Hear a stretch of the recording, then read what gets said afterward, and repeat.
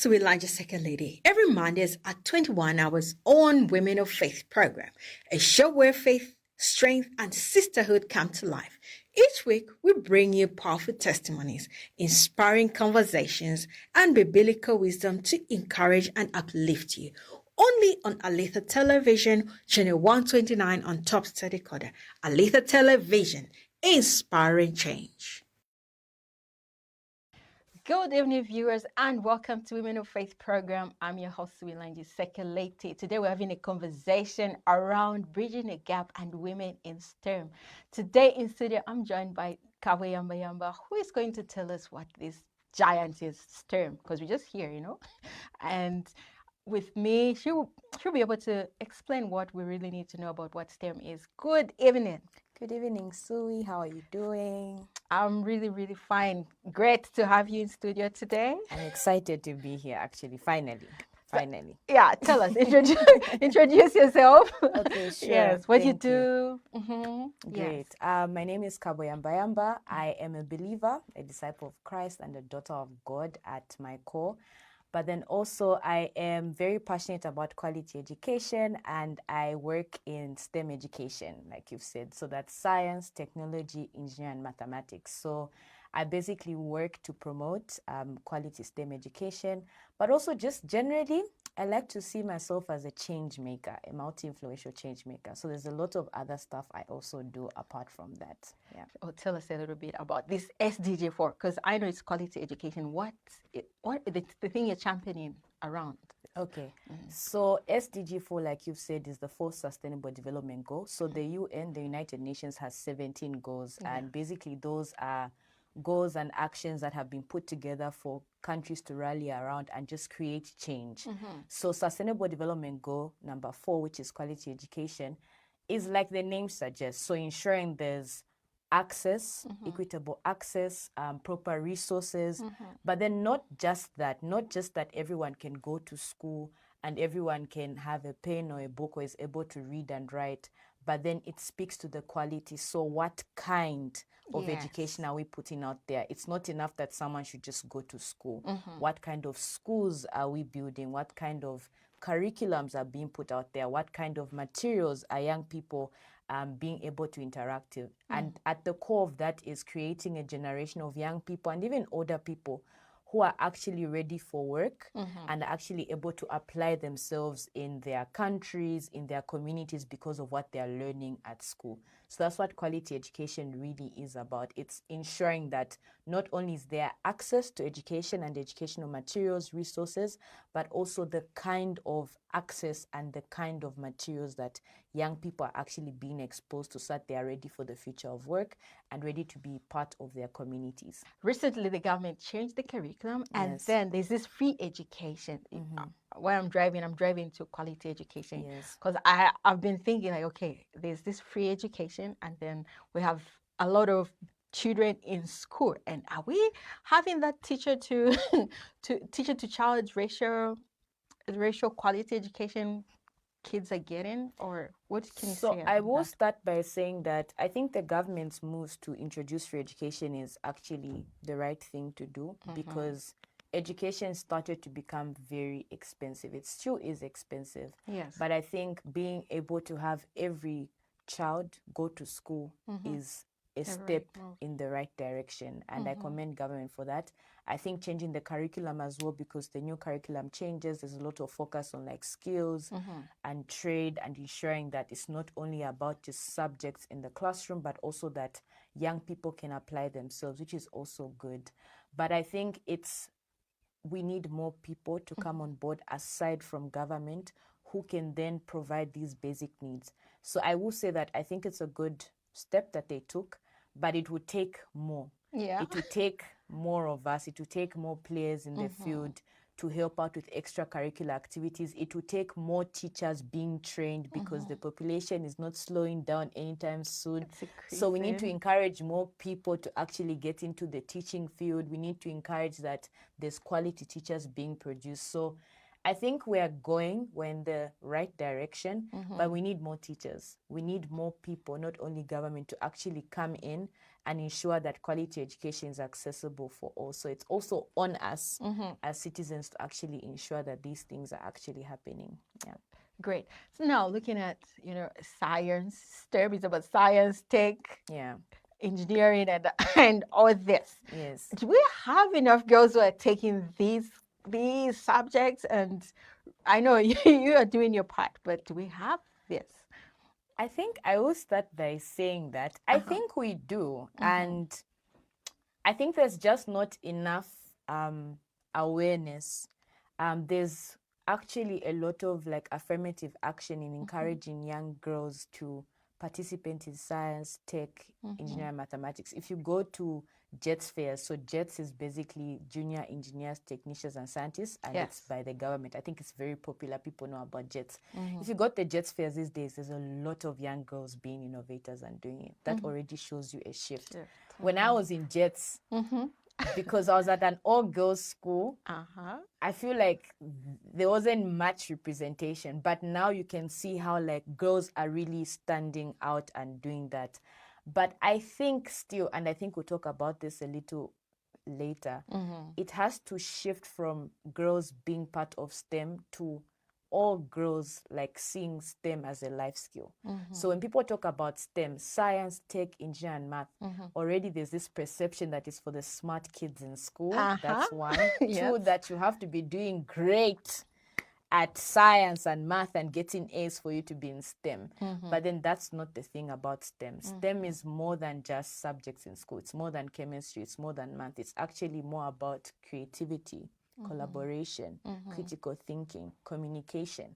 And those are things that every young person needs to know and needs to master. And STEM creates that environment to get those 4 C's, which are popularly known as 4 C's, because those are the skills for the 21st century. So yes, in short, girls are actually coming out. Girls are actually doing their best, but we can still do more. And I think we are getting there. Yeah, we're getting there. Yes. Now, what really sparked your interest in this particular one? Because from your school, you have been teaching young children. What really sparked the interest?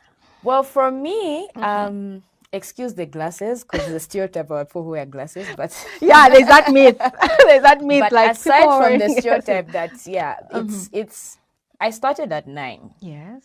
Like I used to live on a farm with my grandparents, and I had a dad who was very hands-on, and I used to like to fix things or tinker things. So I'm a very curious person. I ask a lot of why. Like I ask why a lot.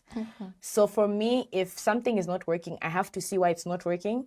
And so like at 9, living on a farm, things would break down, and I would really like try and figure that out. And that birthed like this thing to innovate, to fix things. And so starting from the age of 9, I started fixing things. I'd come up with things. I'd come up with ideas very young. And my dad really nurtured that like skill for me. So when I went back to school, there were science clubs, and I joined the science clubs. And from that, a lot of people were not in the science clubs. So eventually I got into JETS. Obviously, you're seen as the geeks. And I started to get into competitive science innovation. So JETS fairs. So I did a lot of like projects. So for me, I always thought of how do I create solutions to local problems using the things around me. So I had different projects on like road systems. I did a project on like stem cells and cryogen. Like I was like 14, 12, 13, and I was there researching, getting into the internet, and it just grew. And also being at a school, I was at Kasisi Girls Secondary School. We had teachers, and there like JETS was a thing.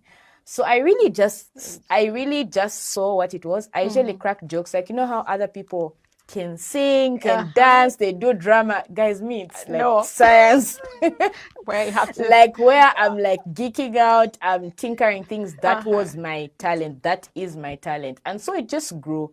But then from those experiences, I started to see how, like, one, it was very elitist. Like, only the smart ones can do STEM. And I wanted to change that. Like, so even in grade 12, I remember I was like JETS president of my school. I made all my friends join like JETS. Those were in drama, those who used to sing in choir. Let's go. Like, let's go to JETS. And they were doing projects. And I have a passion for changing the narrative that STEM is only for smart people. STEM is for everyone. And also just seeing how when you go for these competitions, like you'd find like your learners, fellow learners from like rural areas doing the most with very little. And it just made me like, you know what? This is, I think, where my thing is, and I want more young people. I want younger people to really get into this because of the experiences I had and how much I was like happy, creative, innovative, and it was something I could do beyond school. So I think that's how I got into it, and eventually getting into uni, doing development studies. I focused on like science and tech and innovation, and yeah, it's just grown. It's been like a treasure hunt of sorts. I've evolved in the STEM field and found my way in difference, but it's always been STEM. That's been like my first love. That's also, I'm like, okay, so it's just not, people can actually go into STEM. It's just not for smart kids. Anyone can pick something. Yes, you can. You pick can. something. Has there been challenges on your way? Like, okay, here, you are a development person. Yeah. While helping other people, mentoring other people, what challenges have you been having? I think with challenges, there'll always be challenges. Life is full of challenges. Yes. For me, one of them has been that being a woman in STEM, and I don't want to say that there's not, I won't go with the, I'm sure people are expecting to hear me say things like it's male dominated. That's not even where I'm going. I was about to say that. I'm like, this is male dominated. Being a woman in STEM, I think there is not enough women in STEM who are showing that they're women in STEM. Yes. So for me, one of the challenges that I would call a challenge was when I was running Genius Education Zambia. So just context, I had an edtech social enterprise that me and my my founder friend, Wupe Kumbi, actually ran for the past 6 years. And we basically reached up to 100,000 Zambian youths while it was running. And we worked in community schools to promote quality STEM education. And during that time of just really working in the communities and finding resources, for me, the challenges I had were one, you know, we keep on talking about STEM as in the kids should learn. But what are we doing about the teachers and the educators? So like while we're all busy training the young people to be tech savvy, to love science, the teachers were looking, and now you're giving them like these really smart kids, and the teachers are now like back. So that was a challenge. I think just the teachers coming out of it and not feeling fearful. That was one, getting teachers on board. And to just speak to the thing about women in STEM, a challenge was also that there are not enough women in STEM who are actually talking about it. Like, I'm actually in STEM. I remember once we had like this women in STEM conference, and they were asking girls around the table, like, what do you want to be? And one girl said, I want to be the first neuroscientist, neurosurgeon. And in my head, I'm thinking, I know like 7 neurosurgeons. So it's because they don't have representation. So that's a challenge. And then the third thing I would actually say is the way STEM is packaged. Because even just to get people to join programs, I remember at Genius Education, it was like, but I'm not smart enough. Yeah, I don't think I have no, but then it's like, no, you don't need to be smart. And that's why I think we named it Genius. Because for us, we believe that there is a genius in every person, but with the right skills, the right tutoring, and the right environment, that can come out. So getting people to actually believe that they are smart and they can do it was also another challenge. So I'd say like mindsets, not having enough representation, and also just there's a lot of nuances in the field. So I think those would be like my top 3 challenges working in the field of STEM education. Yes. And because the myth is already there, the mind is already there saying, okay, you're not very smart until somebody who is good in science, is good in math, who is good in all these, then they can be in this STEM. So how can we shift this narrative?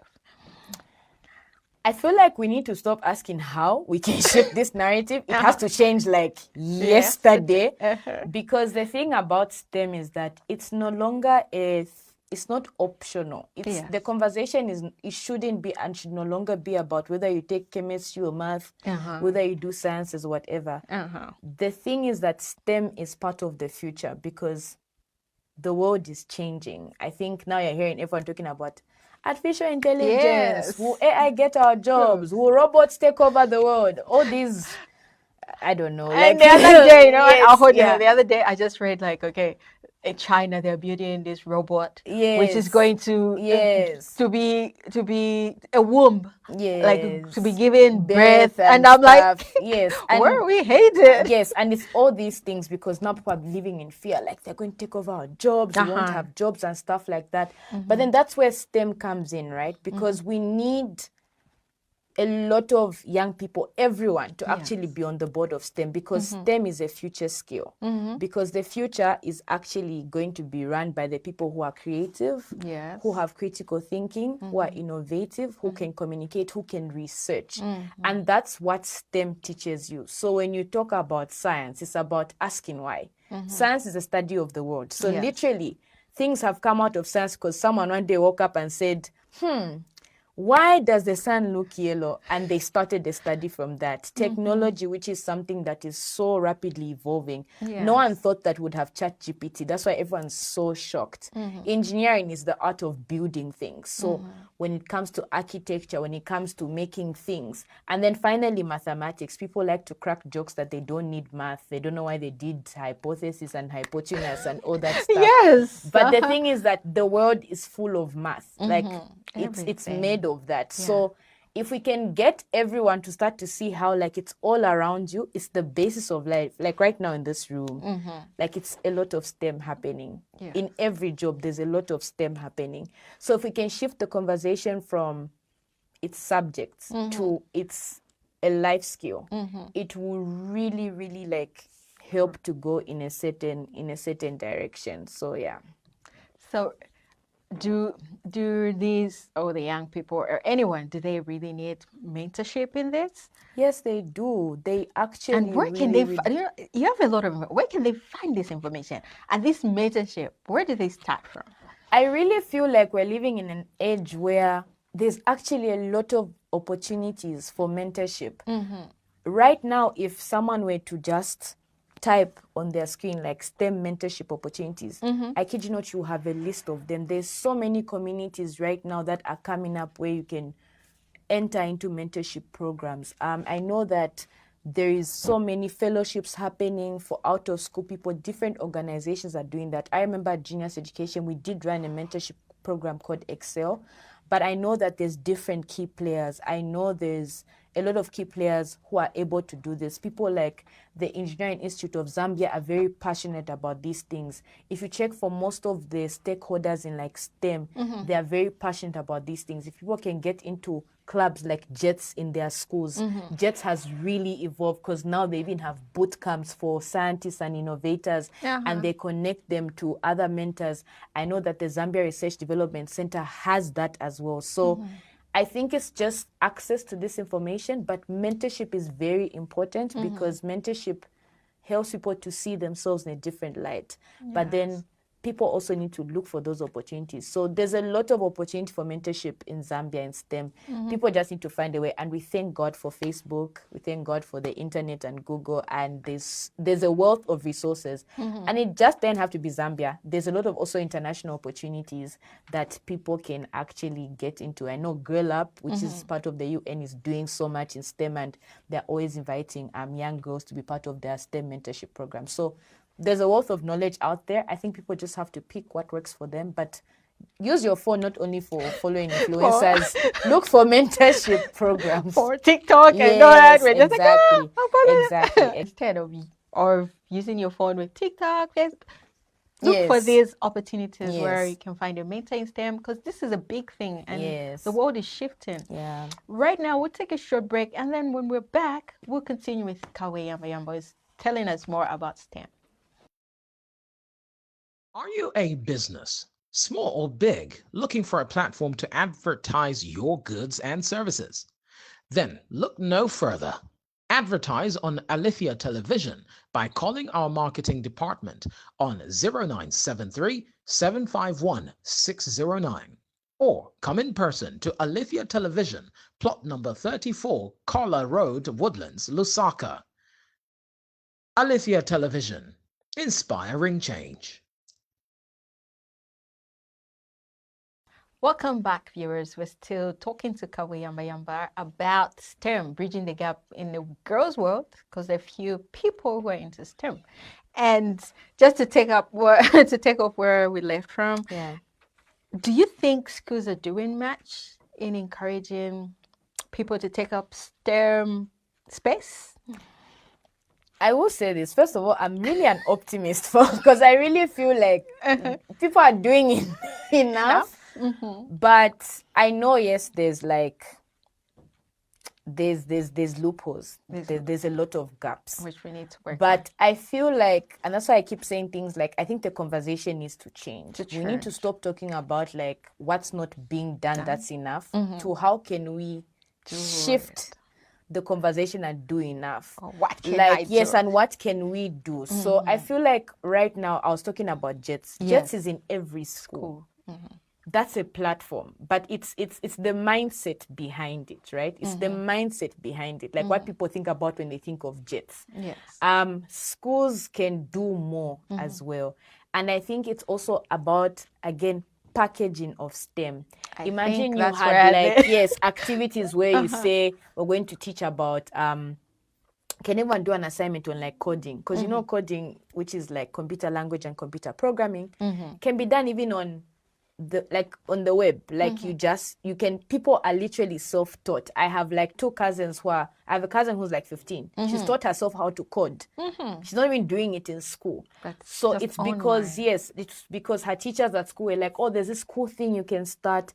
So I think that people are doing enough in terms of what they know, but there needs to be like a mindset shift and a new conversation around like, can we spark the interest of the young people to actually, because these things are there. Yes. Like there's JETS in all the schools. People can actually just easily go to the internet, seeing that most people have phones now, and find these things. But then it's also like, how do we then access these resources? How do we package them in the way that we encourage young people in our schools to take these things up? How do we make STEM fun? That's something I do, like making STEM fun again. Tell us what you do. I really like to do that. Because at Genius or into this, how are you making it exciting? Because some young people would be like, this is boring. I can't do this anymore. So how? And especially when you fail one experiment, like okay, it's not working. Maybe I should do something else. Kabwe, just tell us about what you did at Genius and how can you make STEM exciting? Because some kids would say, this is not exciting. I want to. This project is not working for me.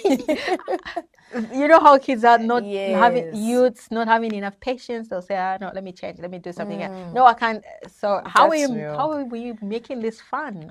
So Genius Education Zambia is an edtech social enterprise, and basically our mission is to enhance and to promote quality STEM education. So we worked with schools, we worked with teachers, and worked with industries and partners to actually enhance quality STEM education. So we had different programs. So we had 12 programs. I know a lot.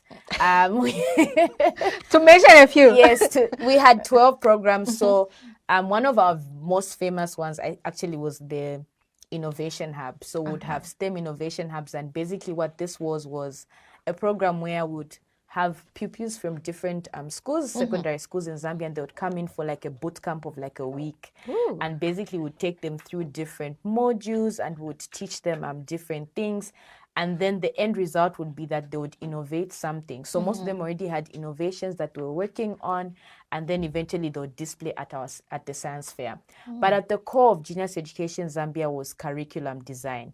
So we created a curriculum that actually taught young people about the fourth industrial revolution skills. So people can just Google what the fourth industrial revolution is. I think that would be another conversation. Yes, but then we had this curriculum that we're pioneering. And what we did with that is that we taught the neuroscience of creativity, and then we also taught design and engineering, and we taught technology advancements, we taught ethical leadership, and then we also taught about economics and industry. So basically we did like a connecting the dots. So we take young people through this learning experience where first they start from what does it mean to create. So we'll talk about imagining, like what does it mean to come up with like problems and solutions, and would design things together? How do we then build them when we start to talk about engineering?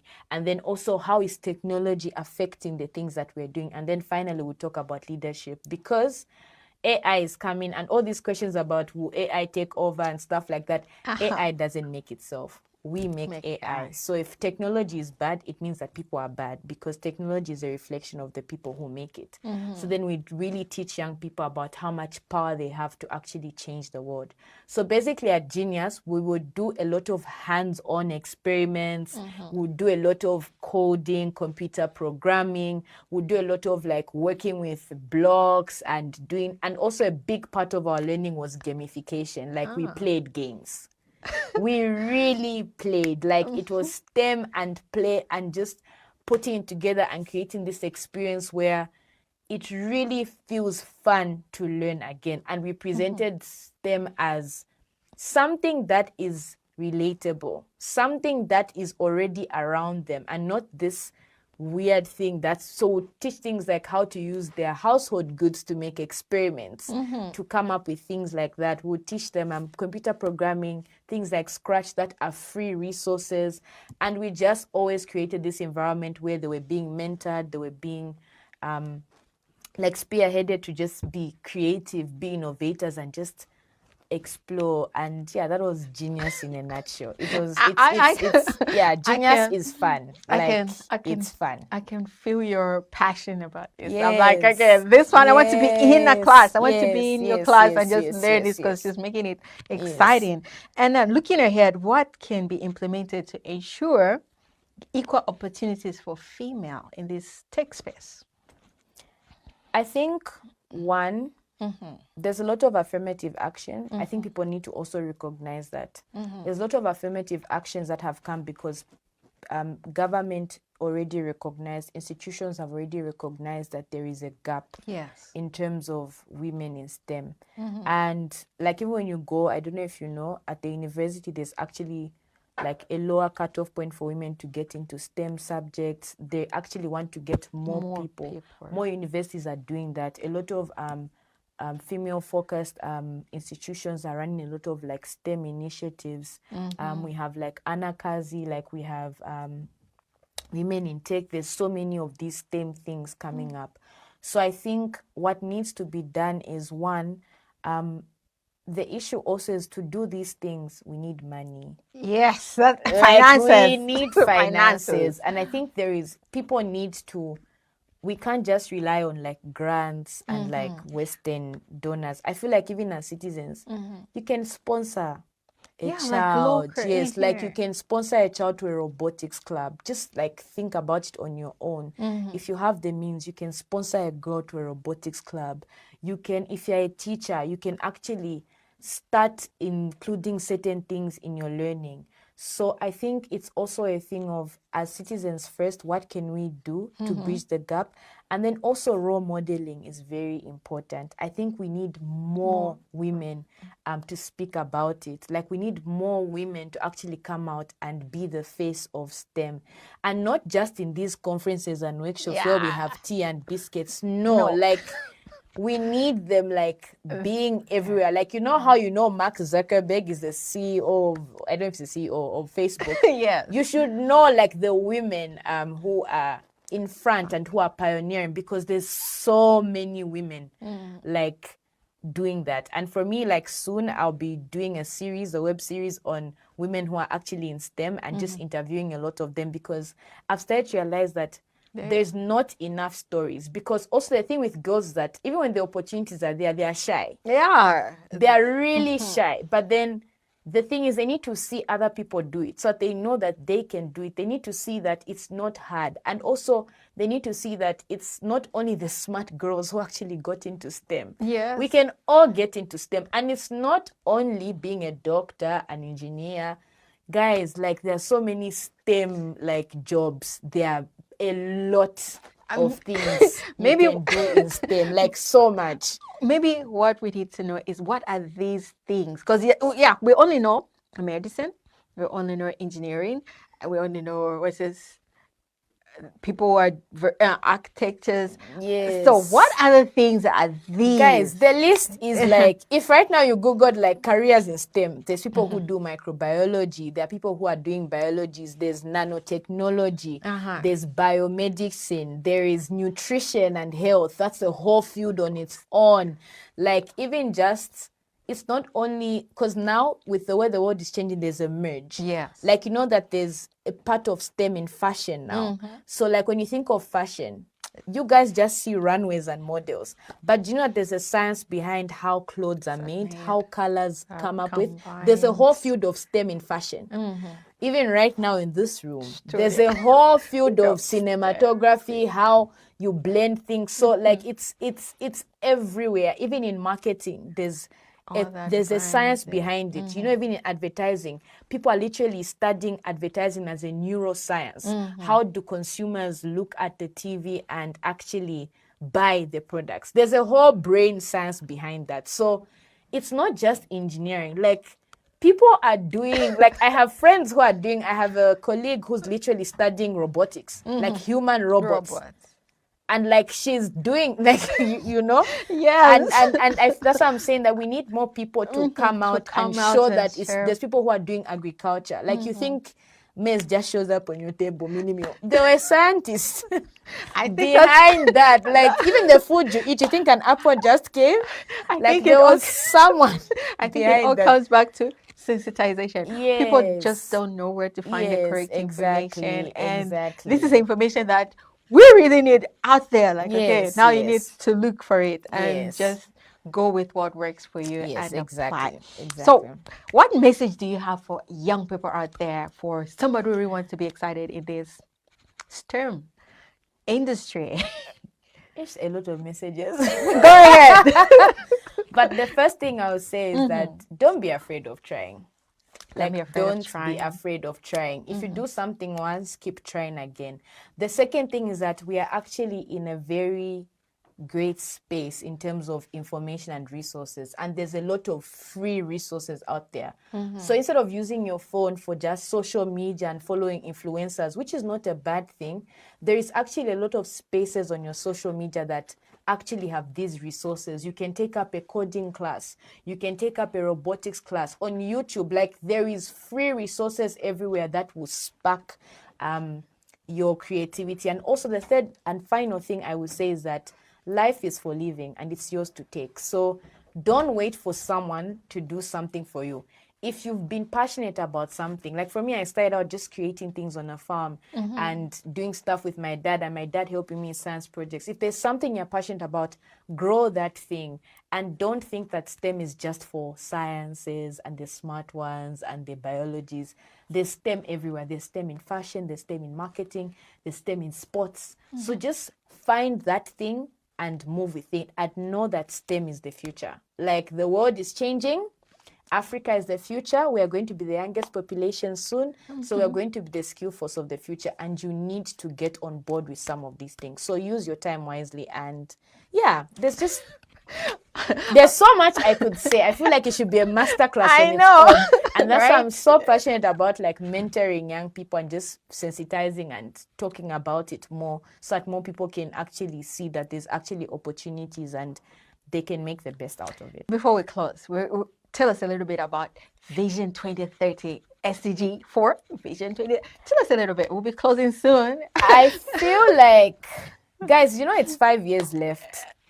Because this is 20 years. Like, it looks like it's very far. And 2025 is about to finish. It looks like it's very far. Vision 2030, what I will say is it's like the end mark, like and at 2030 we get to look back and see what has worked and what hasn't worked. And for me, I would just say that I think the SDGs were a really good thing. They are a really good thing. We still have 5 years and we can do more. We can be more change makers. Like, you can start something up. It doesn't, if all of us, if you, Suwi, did something, if I did something, if everyone, like, imagine if you did something, an initiative, maybe started a book club or donated resources to a school or sensitized or mentored. If all of us did that for 10 people in our community, it would add up to the numbers. It would add up to the mindset shift. So I think for Agenda 2030, Vision 2030, we need to stop looking at it as for the government, for the UN is for them.